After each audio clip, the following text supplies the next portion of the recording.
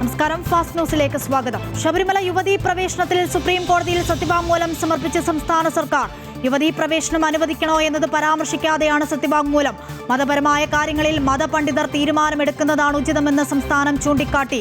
തുടർന്ന് കോടതി തീരുമാനമെടുക്കണമെന്നും സത്യവാങ്മൂലം. കേരളമടക്കമുള്ള 5 സംസ്ഥാനങ്ങളിലെ നിയമസഭാ തിരഞ്ഞെടുപ്പ് പ്രഖ്യാപനം 2 ദിവസത്തിനുള്ളിൽ തീയതി തീരുമാനിക്കുക. വിഷു ഉൾപ്പെടെയുള്ള ഉത്സവങ്ങൾ കൂടി കണക്കിലെടുത്ത് മെയ് 5-ന് മുൻപ് വോട്ടെണ്ണൽ പൂർത്തിയായേക്കും. അർദ്ധസൈനിക സേനാ വിന്യാസമടക്കമുള്ള വിഷയങ്ങളിൽ കേന്ദ്രവുമായി ചർച്ച നടത്തി തിരഞ്ഞെടുപ്പ് കമ്മീഷൻ. സീറ്റ് നിഷേധത്തിൽ നേതൃത്വത്തോടയാതെ കെ സുധാകരൻ MP ചർച്ചയ്ക്കായി ഡൽഹിയിലേക്കില്ല. ഫേസ്ബുക്ക് പോസ്റ്റ് എഴുതിയത് താൻ തന്നെയെന്നും VD സതീശനുമായി സംസാരിച്ചിട്ടില്ലെന്നും കെ സുധാകരൻ. നിയമസഭാ തെരഞ്ഞെടുപ്പിൽ G സുധാകരനെ ശക്തമായി നേരിടാൻ CPM. സംസ്ഥാന നേതാക്കൾ പങ്കെടുക്കുന്ന ജനറൽ ബോഡി യോഗങ്ങൾ നടത്തും. പൊതുയോഗങ്ങളിൽ സംസ്ഥാന നേതാക്കളെ പങ്കെടുപ്പിക്കും.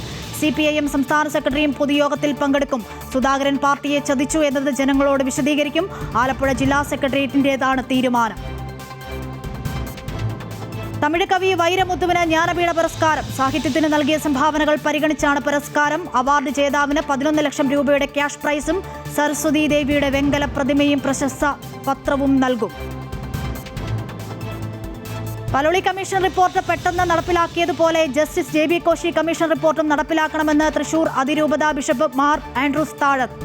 ക്രൈസ്തവ സമൂഹത്തിന്റെ ഉന്നമനത്തിന് വേണ്ടിയുള്ള റിപ്പോർട്ടാണിത്. എന്താണ് നടപ്പിലാക്കാനുള്ള തടസ്സമെന്നറിയില്ലെന്നും മാർ ആൻഡ്രൂസ് താഴത്ത് പറഞ്ഞു. രാജ്യത്തെ പാചകവാതക സിലിണ്ടറുകളുടെ പൂഴ്ത്തിവയ്പും കരിഞ്ചന്തയും തടയാൻ കേന്ദ്ര സർക്കാർ നടപടികൾ ഊർജിതമാക്കി. ഛത്തീസ്ഗഡിലെ വിവിധ ജില്ലകളിൽ ഭക്ഷ്യവകുപ്പും ജില്ലാ ഭരണകൂടവും സംയുക്തമായി നടത്തിയ പരിശോധനയിൽ 741 സിലിണ്ടറുകൾ പിടിച്ചെടുത്തു. റഷ്യയിൽ നിന്നുമുള്ള എണ്ണ ഇറക്കുമതിയുടെ പേരിൽ അമേരിക്ക ഇന്ത്യയെ സമ്മർദ്ദത്തിലാക്കിയെന്ന ഗുരുതര ആരോപണവുമായി ഇറാൻ വിദേശകാര്യമന്ത്രി രംഗത്ത്. ഇന്ത്യയിലേക്കുള്ള 2 LPG കപ്പലുകൾ ഹോർമുസ് കടലിടുക്കിലൂടെ പോകാൻ ഇറാൻ അനുമതി നൽകി. ശിവാലിക്ക്, നന്ദാദേവി എന്നീ കപ്പലുകൾക്കാണ് അനുമതി. ലഡാക്ക് പ്രക്ഷോഭങ്ങൾക്ക് നേതൃത്വം നൽകിയ ആക്ടിവിസ്റ്റ് സോനം വാങ്ചുക്കിന് മോചനം. കേന്ദ്ര ആഭ്യന്തര മന്ത്രാലയമാണ് സോനം വാങ്ചുക്കിനെ മോചിപ്പിക്കാൻ തീരുമാനമെടുത്തത്. ക്രിയാത്മകമായ ചർച്ചകൾ വഴിയൊരുക്കുന്നതിനായാണ് നടപടിയെന്ന് കേന്ദ്ര സർക്കാർ.